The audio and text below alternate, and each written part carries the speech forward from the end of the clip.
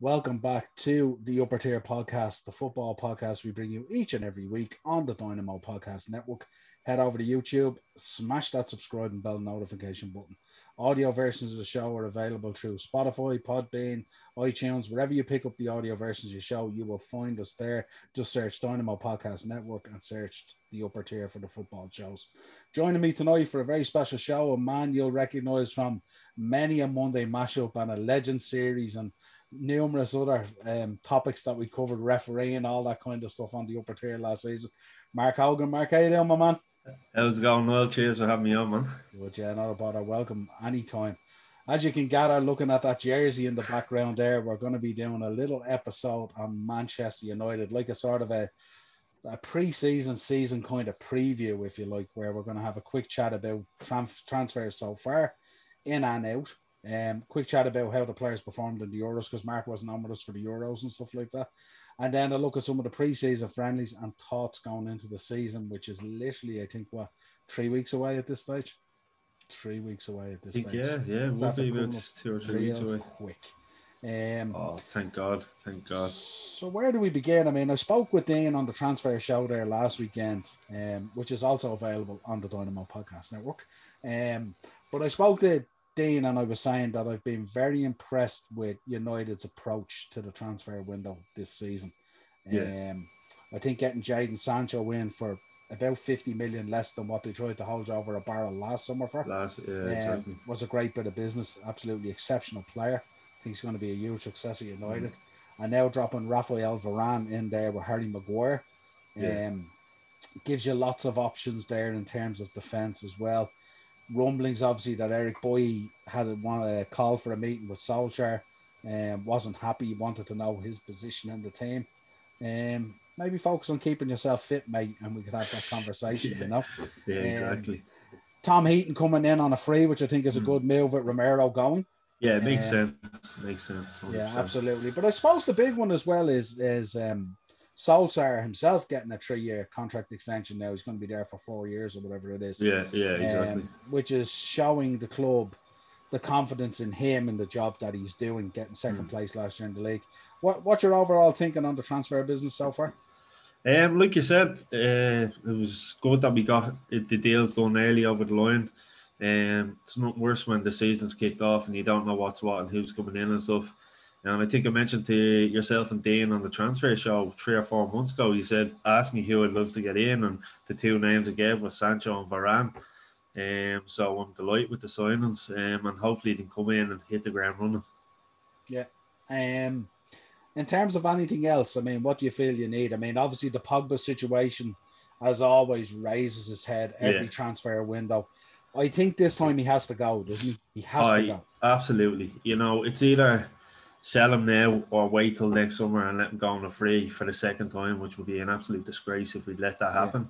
You know, listen, Paul Pogba on this day, he's one of the top players in the world when he's the Paul Pogba you want him to be. The other side of him is he can be a cancer in the dressing room with his whole agent and his team behind him. So, you know, the kind of cons do outweigh the pros sometimes when it comes to him. It depends where he wants to go. Like I heard PSG fans don't want him now or something like that. Or, you know, they're putting up banners outside the training grounds and all saying they don't want him. So it's going to be an interesting time to see what happens, you know. And of course, there's other players that kind of need to go towards the door. The likes of Phil Jones, you know, Martial. Do you keep him? You know, it's tough to say. You know what's going to happen. I think you'll probably have to keep him on the basis. I mean, Rashford has gone to have the shoulder surgery, hasn't he, as far as I know? So you kind of have to keep him. But I think it's good to keep him there anyway. It's whether he'll be happy to be there as the fourth cog in that wheel, if you like, because obviously you're going to have Rashford, Cavani, Jadon Sancho somewhere in that mix, and obviously Greenwood, who was exceptional last year in his finishing, you know. Yeah, absolutely. And there's a few lads that were out on loan last season. The likes of James Garner, he had a fantastic season with Notts Forest and all, you know. Do you name him in the 25-man squad at the start of the season? And the likes of Pereira scored a worldie there tonight, but, you know, he's been given an opportunity before and he's been sent out on loan and done decent. So do you keep him? So there's a good few more questions to be asked. I know we have the 2 deals over the line. But especially with Varane coming in as well, like you said, Boy, where does that put Boy, Lindelof, Tonzabe, these types of players? So there's always a knock-on effect for transfers coming in as well. Well, I suppose they have to recognise, being at Manchester United, you want to be competitive on all trophy fronts. Oh, yeah. So you need a massive squad for that. Yeah. You can't just rely on, there's obviously talk of Trippier as well coming in and stuff like that. And I mean, obviously he'd be back up for Wan-Bissaka or vice versa, whichever way they decide to go with that. But it means in terms of your back line there, I mean, once you sort out the De Gea, Henderson kind of stuff, Heaton obviously in there is number 3 with Romero going.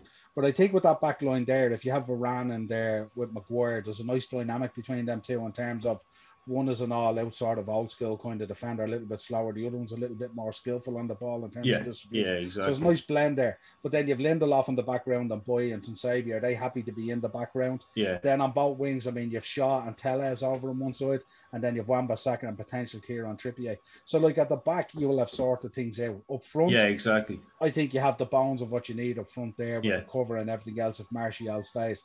I think it's this whole midfield conundrum that Ollie has to try and figure out. And obviously it hinges on the Pogba move, whether he goes or not, or he's just going to see out his contract.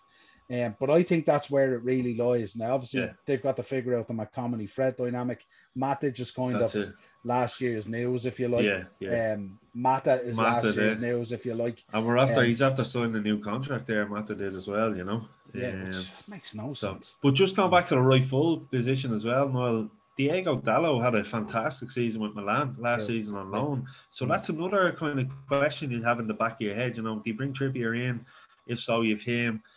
You've obviously Dallo, Wan-Bissaka, and then even maybe, some of the younger lads coming through as well.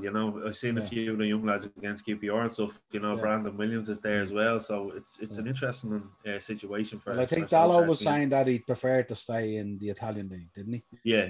I think that they're trying to work on a deal, but I know he played tonight. I didn't see the full game, but I think he was at fault for the second goal from what I was reading there. So.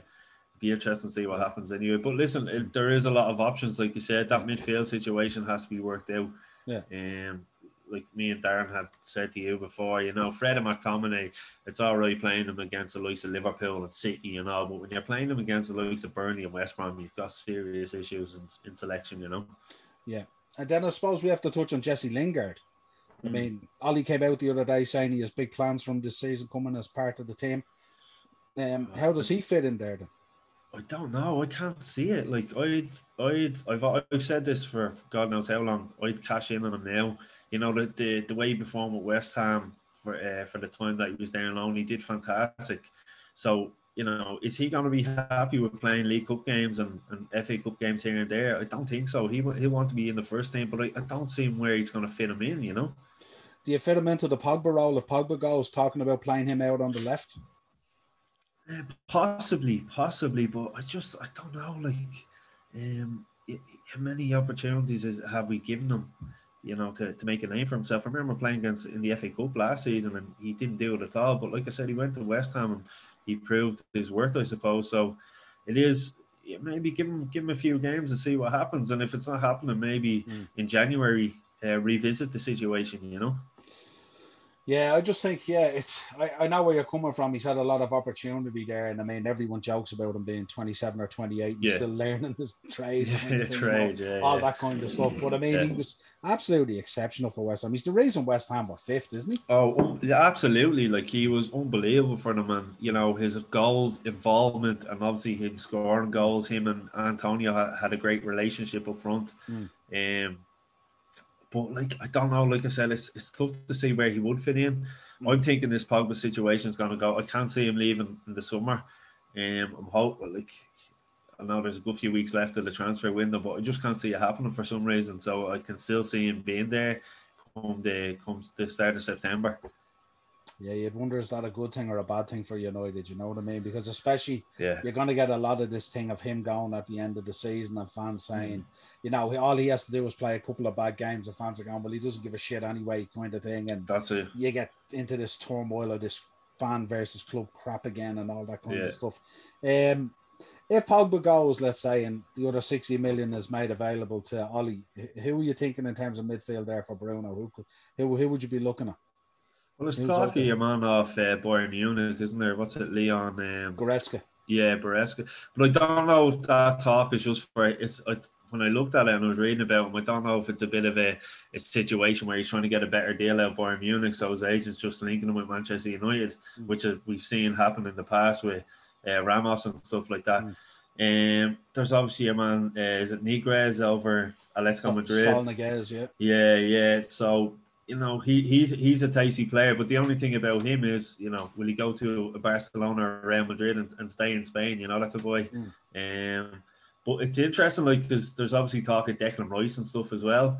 If that talk hasn't seemed to have gone away, there's always, he's a good player. Obviously, we will put the England thing aside. You've seen him in the Euros playing alongside Calvin Phillips. He did excellent.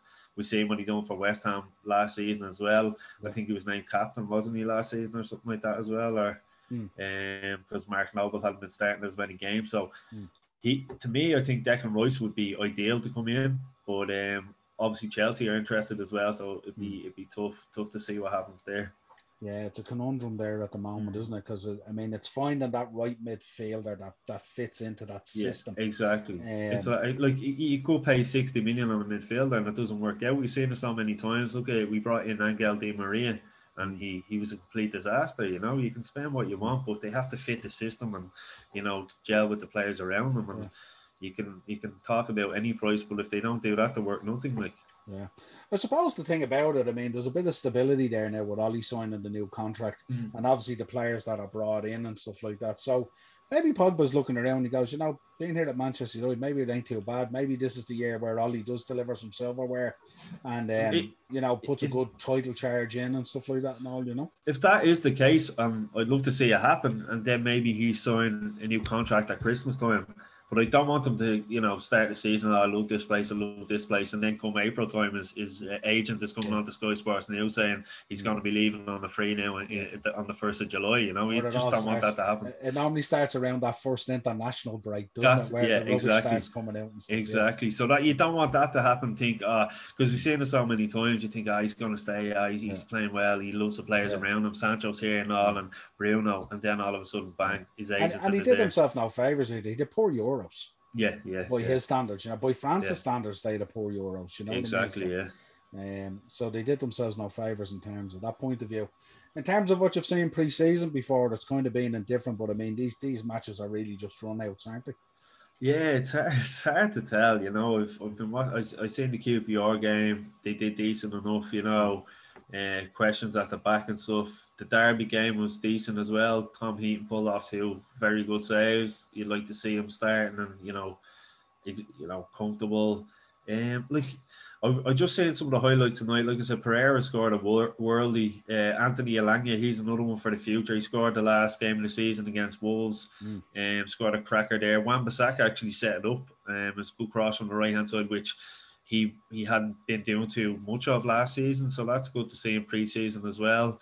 Obviously, the likes of Mata and Matic are getting run out, but I think that's just to kind of ease the younger lads in and make them feel comfortable on the pitch and, give them that a bit of experience because, it's obvious they won't be starting in the first few games. Again, it'd be League Cup or FA Cup when you see those type of players coming in. So, it's been decent. It's been good to see the lads get out. Like I said, the likes of Alanya, James Gardner, like he did a great season last season, like I was saying with Forest.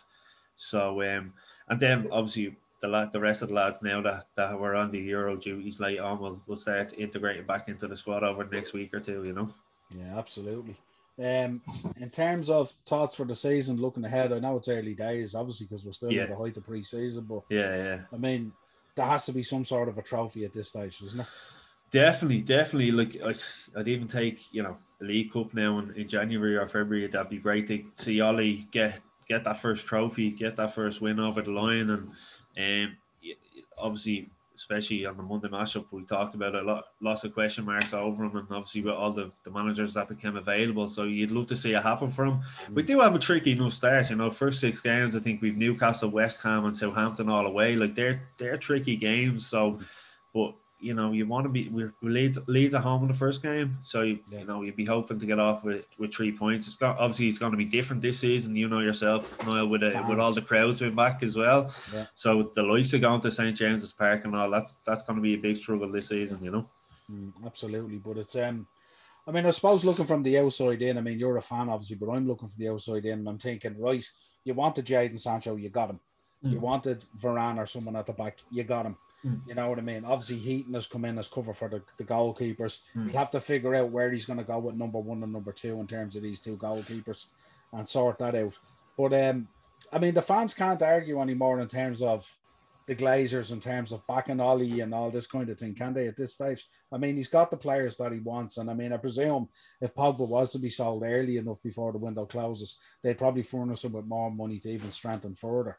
Oh yeah, absolutely. Like I think for them, it's a salvage job about getting the fans back on side from what happened last season, and like yourselves as well, and the big 6 clubs. Yeah. But it's in. And another question, which I was talking to my dad there last week about was Bruno Fernandes. He looked absolutely shattered at the end of last season, and I don't think the Euros kind of done him any good either. No. So it'd be interesting to see how he comes back. And I know, like the rest of them, he's been on holidays, relaxing and stuff. But it's an interesting one for him as well, because we talked about in the matchup against the top 6 clubs. He doesn't really done it. I think didn't he score a penalty against Spurs or something, that 6-1 defeat. So that's an interesting one as well for me to see how he comes back after the disappointment of the Europa League final and then bad Euros for him as well.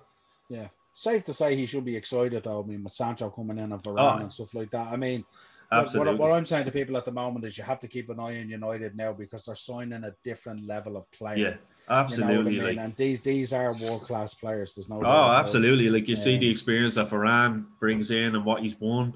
We had an opportunity. Well, we were trying to sign him 10 years ago. Obviously, that is a phone call from Zidane changed that. And but I'm actually kind of glad it worked out that way, because if we had signed him 10 years ago, he would have had a good few seasons, playing under the likes of Sir Alex and Van Gaal, and obviously Madrid would have came in from some stage. So I think it's a good thing that we got him now. We get at least a good 6 or 7 years out of him. He's only 28, I think it is, isn't it?